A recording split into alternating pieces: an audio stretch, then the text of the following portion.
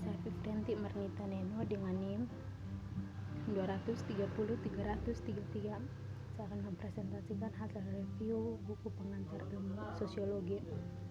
Perspektif dalam sosiologi. Pendahuluan memikirkan kembali sosiologi, masih ada rasa krisis dalam sosiologi dan realisasi ambisi besar yang harus disumbangkannya. Dalam rekonstruksi sosiologi masyarakat untuk kepentingannya semua umat manusia sekarang tampaknya semakin jauh dari sebelumnya. Ide dasar adalah ilmu sosial yang diperlukan untuk mengungkapkan kebenaran tentang masyarakat dan untuk mengungkapkan pemalsuan ideologinya. Ini tampaknya salah bagi para konstruksi gagasan pengetahuan adalah dasar untuk mencapai kebebasan melalui reorganisasi masyarakat yang rasional dan berdasarkan sains tampaknya dengan sendirinya merupakan konsepsi ideologi. Bagian pertama, Karl Marx. Pendahuluan tokoh-tokoh yang formatif dan sangat mempengaruhi pertama teori sosiologis dan sekarang teori sosial terhadap merupakan trio Karl Marx, Max Weber, dan Emil Durkheim. Setelah itu metodenya sebagian besar dari G.F. Hegel. Sejarah Hegel adalah pemikir saling berpengaruh dari paruh pertama abad ke-19 di Jerman dan bisa dibilang di Eropa secara keseluruhan. Filsafat Hegel bertujuan untuk memberikan penjelasan tentang sejarah sebagai keseluruhan atau sekelompok besar orang, bukan individu tertentu. Hubungan sosial produksi teknologi menyeratkan, bisa dikatakan jenis hubungan tertentu di antara orang-orang. Misalnya, satu orang dapat mengoperasikan bajak yang ditarik kuda, tetapi pabrik industri jelas membutuhkan pengorganisasian tim yang kompleks yang melibatkan antara lain pembagian kerja yang rumit ke dalam tugas-tugas spesialis. Dalam contoh yang di atas dapat digagasan Karl Marx bahwa produksi ekonomi adalah dasar kehidupan masyarakat yang memiliki setidaknya 3 pembenaran.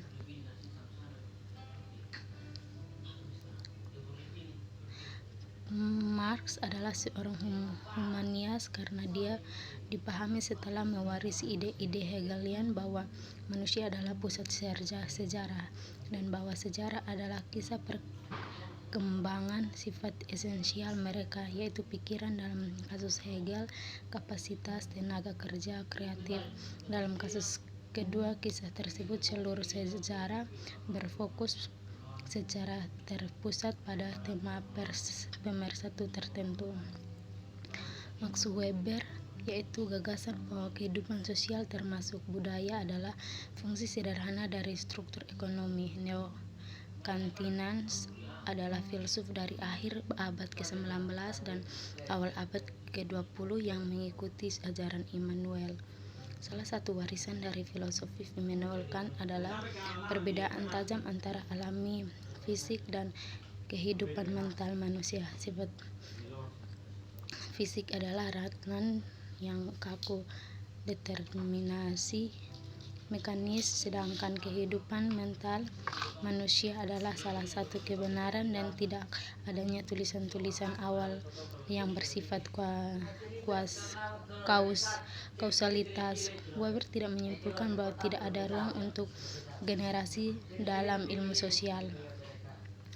Objektivitas dan kebebasan nilai yang paling diperdebat adalah gagasan bahwa sains harus bebas nilai. Politik utama Weber adalah memastikan tanggung jawab sipil dalam masyarakat modern, di mana keahlian teknis dan ilmiah dianggap semakin penting. Emil Durkheim. Penghinaan terhadap Durkheim telah mencatat bahwa reputasi dan pengaruh Marx dalam sosiologi baru-baru ini memudar. Segera setelah periode Perang Dunia II, tampaknya pengaruh Durkheim lebih besar dan lebih bertahan lama sosiologi daripada pengaruh Marx atau Weber. Alasan utamanya adalah keunggulan dalam sosiologi, kemudian skema teoritis personal yang dipahami sebagai teori konsensus, dan oleh karena itu lebih banyak berhutang pada Durkheim daripada dua pendiri besar lainnya. Melawan individualisme sejarah dengan pertimbangan sebelumnya tentang tema humanisme dalam Marx dimulai dengan Durkheim terutama sebagai kritis, yang merupakan kesalahpahaman mendasar untuk menganggap masyarakat adalah kumpulan individu, yaitu dia menantang pandangan bahwa properti masyarakat hanyalah properti individu yang ditulis secara besar-besaran. Bagian 2, konsensus dan konflik. Pada tahun 1930-an, Parson mulai membangun sebuah karya besar sintesis teoritis yang terutama diambil dari karya Weber dan Durkheim. Salah satu sasaran utama kritis Parson adalah utilitarisme yang seperti yang kita lihat dalam diskusi kita tentang Durkheim, melibatkan gagasan bahwa tindakan orang mengikuti tujuan praktis yang mendasar dan bahwa pikiran manusia pada dasarnya adalah mekanisme untuk menghitung cara paling efektif untuk mendapatkan hasil yang paling memuaskan. Interaksi simbolik. Selama tahun 1950-an dan 1960-an, perkembangan filsafat ilmu dibangun dengan perkembangan lain dalam sosiologi dan filsafat untuk mengikis kepercayaan dalam ambisi untuk menciptakan metode objektif yang secara nasional dimodelkan pada ilmu alamiah kuantitatif. Salah satu konsekuensinya adalah perpindahan dari sejumlah sosiologi yang saat ini aktif dan cenderung tradisional seperti Bourdieu, Giddens, Alexander untuk membuat bagian utama.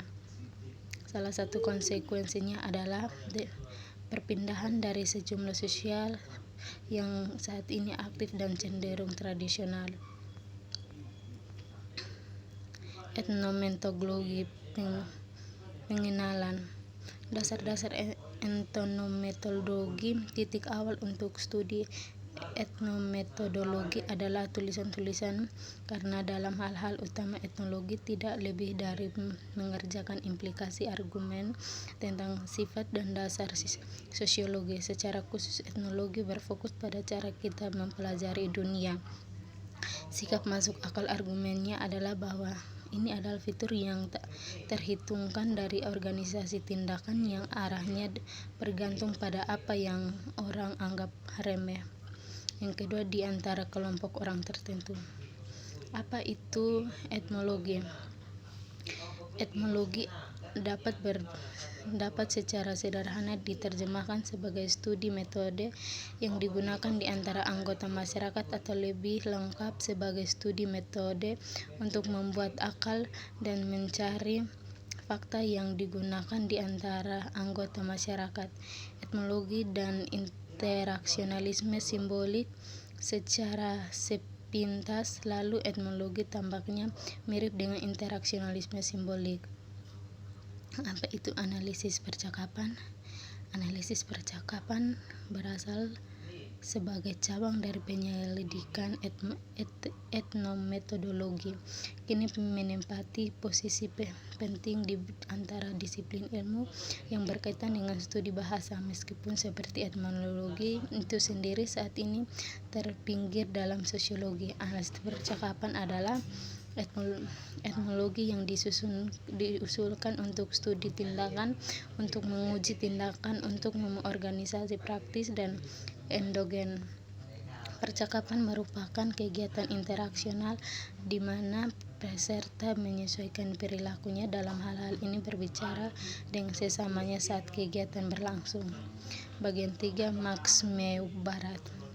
Max bermisi tentang prospek penggulingan kapitalisme revolusioner sesuai dengan doktrin Marxi ortodoks, tetapi bagaimanapun pendekatannya pada dasarnya optimis pada periode antara akhir 1920-an dan awal 1960-an.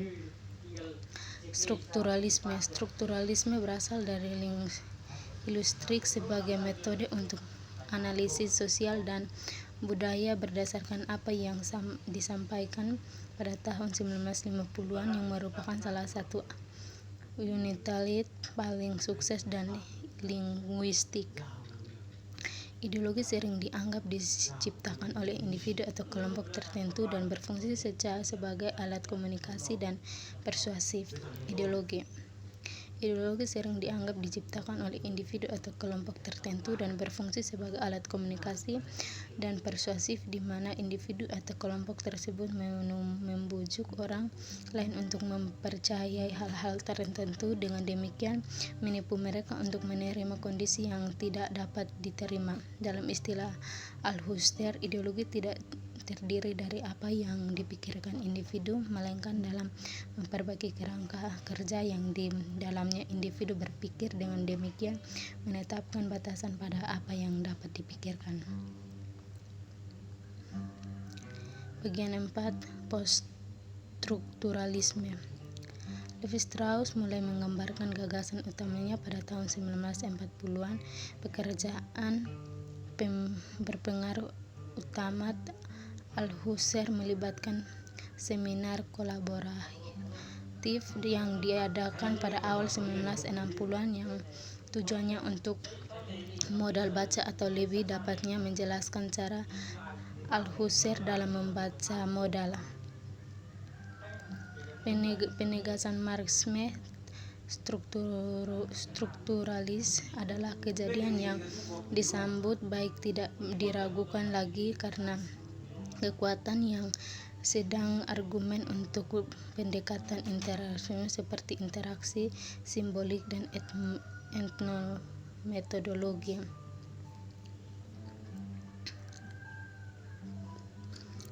Poststrukturalisme, postmediatisme. Derrida, proyek dekonstruksi seperti Foucault, argumen Secunder juga, terutama tentang bahasa, adalah untuk menyelamatkan bahasa dari kekerasan tata tertib, untuk menetapkan penutupan dengan mendekonstruksi makna, dan dengan demikian memulihkan keterbukaan terhadap bahasa. Derrida adalah seorang filsuf dengan penelitian dan pekerjaan dalam tulisan-tulisannya terutama ditujukan sebagai serangan terhadap posisi filosofis. Derrida berpendapat bahwa tidak mungkin untuk memenuhi ambisi ini yang diarahkan pada pemikiran Barat secara lebih umum, melawan lebih dari beberapa filsuf, tetapi memiliki karakteristik yang sama dengan target, khususnya dalam filsafat. Teori sosiologi telah mengulas upaya sabotase upaya untuk menggagalkan proyek intelektual untuk mencapai pemahaman definit tentang realitas dalam semua dimensinya, alam dan sosial, yang telah memberikan struktur bagi kehidupan intelektual di Barat selama 300 tahun dan lebih. Dari kelas kebudayaan, di bagian ini menawarkan perubahan register dengan dua cara. Pertama ini kami ingin memberikan sketsa sejarah dan politik untuk membersihkan pakaian belakang dan dengannya perkembangan sosial khususnya di Inggris dapat diukur dan dinilai. Dalam buku kita telah membahas, memeriksa dan memeriksa kembali teori-teori dasar dan konsekuensinya yang menginformasikan proyek melakukan sosiologi. Dalam istilah intelektual, perkembangan dalam sosiologi Inggris ini melibatkan penemuan kembali dalam banyak hal. Penemuan dari kelas kebudayaan di bagian ini menawarkan perubahan register dengan dua cara. Pertama ini kami ingin memberikan sketsa sejarah dan politik untuk memberikan pemakaian belakang yang dengan perkembangan sosiologi khususnya di Inggris dapat diukur dan dinilai. Dalam buku kita telah membahas, memeriksa dan memeriksa kembali teori-teori dasar dan konsekuensi yang menginformasikan proyek melakukan sosiologi. Dalam istilah intelektual, perkembangan dalam sosiologi Inggris ini melibatkan penemuan kembali dalam banyak hal, penemuan dan kekecewaan selanjutnya dengan Max May, korban sosiologis intelektual pertama dan utama dari perubahan ini adalah Talcott Parsons. Sekian dan terima kasih.